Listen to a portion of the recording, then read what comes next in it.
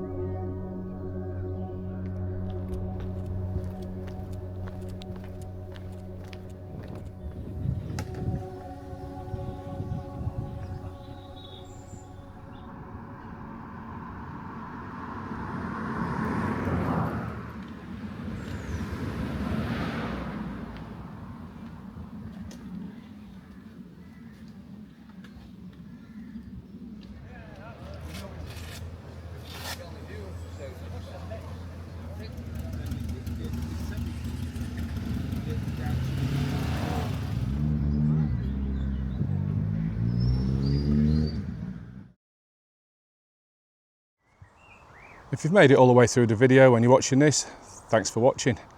So what I normally do now is a little bit of behind the scenes and a little bit of a debrief. So a lovely couple of days away with the wife. We parked at a place called Monyash, just outside the church, and I'll put the what 3 words on the screen now. Free parking, probably room for about a dozen cars, and there are 1 or 2 car parks dotted around the village. And it's only a short walk from the village to the top of Lathkill Dale, through the gate, and then you're into the actual dale itself. This place is stunning. There's loads of wildlife, dragonflies, butterflies, rare plants including Jacob's ladder, which you see on the video, and lots of different birds. 2 of the key species for Lathkill Dale are dipper and kingfisher. I've seen them before. I've been here about 4 or 5 times before, and I've seen them every time. Unfortunately, on this occasion, we didn't see either. But yeah, keep an eye out for kingfisher and dipper if you do visit.